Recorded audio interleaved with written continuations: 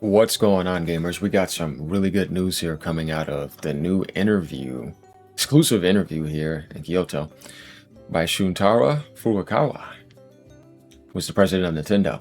One thing that I like is that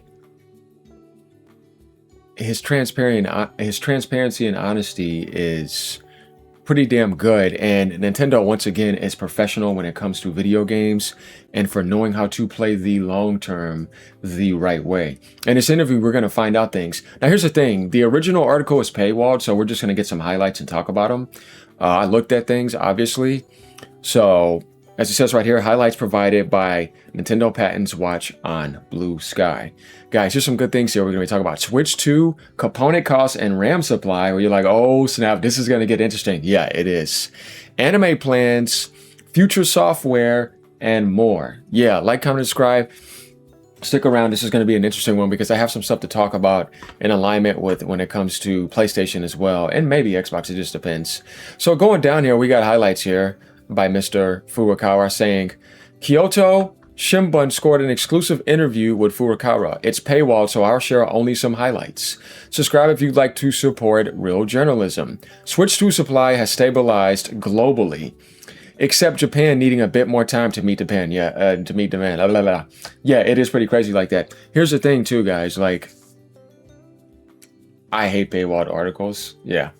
But the fact that he says Switch 2 supply has stabilized globally is another good thing. But you're like, okay, so what about the cost though? Let's get to the good stuff. Here we go. We're going to go down here. And here we go. Switch 2 supply has stabilized globally, except Japan needing a bit more time to meet demand. Nintendo aims to make Switch 2, let me just say this, a hardware that's, you could say, very generous and forgiving to realize first and third-party dev ideas. They also want to make more than one model, so there is going to be a Switch Lite and an OLED, which we already know. Hopefully, man, they would do like a Switch Pro, like a docked improvement. I think that would be very nice. You know, I've always wanted them to do that. Maybe they might, I don't know. But as we see right there, they plan to make the Switch 2 even more generous and forgiving. And he said third-party dev ideas. Guys, keyword here, third-party. Nintendo wanted to be more accessible. As we see, that's happening. And all the dev kits have been out now. That's no longer a problem anymore. This is something you don't see them doing before, so this is good news. We're talking about from a gaming perspective. Because Nintendo's all about gaming. There's no Netflix on it or nothing. Gaming, straight gaming. There are people who pick up their first console when reaching a certain age, and Nintendo wants to make Switch 2 accessible to them. Yeah, components. Here's the highlight right here, guys. My thing. Components are procured from suppliers based on Nintendo's medium to long-term business plan. That means they got their own cartel. What are you talking about? Yeah, no. And so this is their LTA right here. As he says, keyword, guys, medium to long-term business plan. The current memory price has no immediate impact on their financial performance. This is one thing I love about Nintendo. As always, they never get caught up in all that nonsense, and they always plan ahead, and they have their own private contracts, and things work. Just like they were putting their base in Vietnam way back then, like in 2018, whatever. They got way ahead of the ballpark. You start seeing Microsoft do that now. It's like, man, you're just now doing that? Like 7 years later?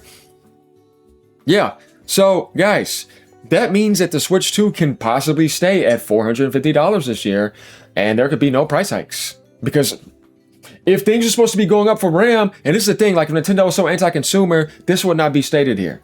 There's a lot of things I want to tell people, because it's like, he could have said, oh, you know, because of the RAM price is crazy, Nintendo's going to have to jack the price up. He didn't say that. He's being honest and transparent here.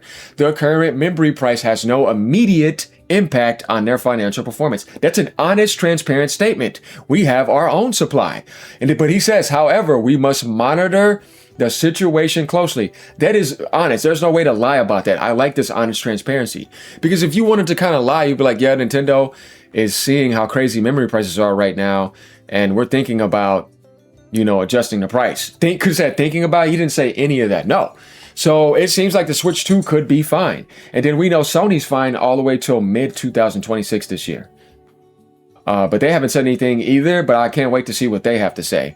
So this is a thing, like, it's like, this makes me happy anyway as a gamer, because Nintendo is not going AI anti-consumer.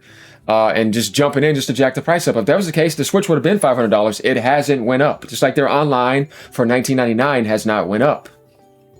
It hasn't. How many times have Microsoft and Sony jacked the price up of their online in the past 8 years? Yeah, and added even more stuff.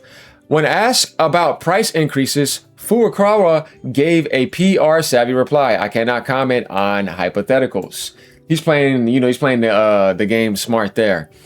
So, this can't be like positive confirmation that it's not going to go up. He's just saying, I'm not going to say anything about it right now. But he's also saying we must monitor the situation closely. Like, what would be the reason for it to go up?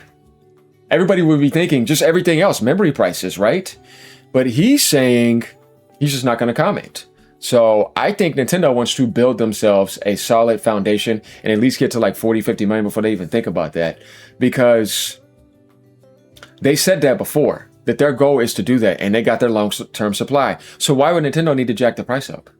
Unless it was something to do with what people may not like, market conditions. That's the only reason I see that. Nintendo will further enhance their software offerings from 2026 onward, he says. We are developing popular series titles that many fans are waiting for, but also completely new software, so new IPs. That's good. They got new IPs coming. He wants to build excitement leading up to the new Super Mario movie, so Nintendo wants to get more into that. More info regarding the Zelda film will be released gradually. Their primary focus for movies is not short-term profits, but character exposure.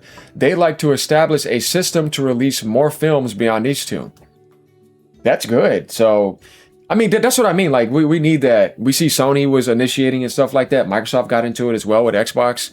IPs as well, which is actually cool.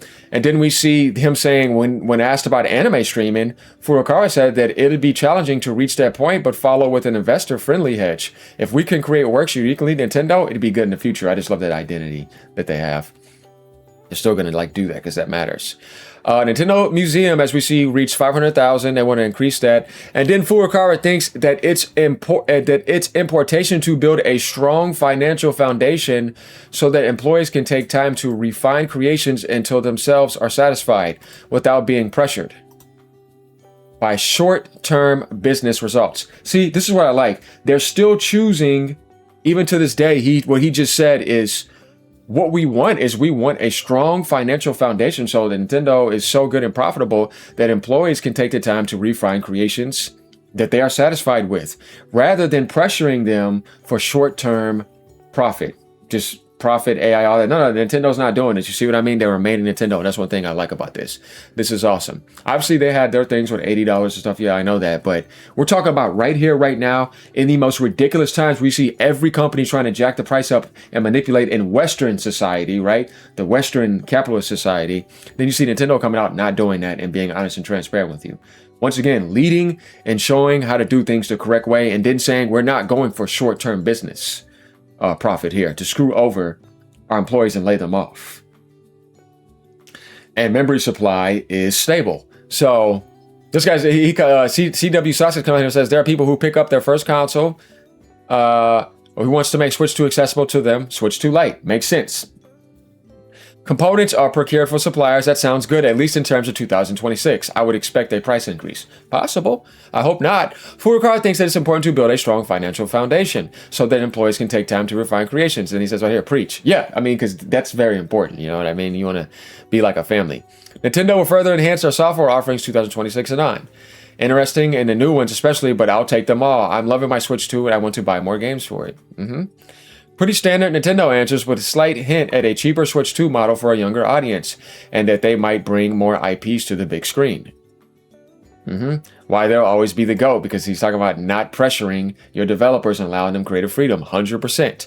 Anime from Nintendo will be 1,000 times more exciting for me than any of their movie attempts, so I hope that can really happen one day. Yeah, I agree. I would like to see animation coming from certain Nintendo films rather than real life, but hey, if they can do good on both, I'll take both. I like what Sony did with certain things besides Potato Face. But other than that, yeah.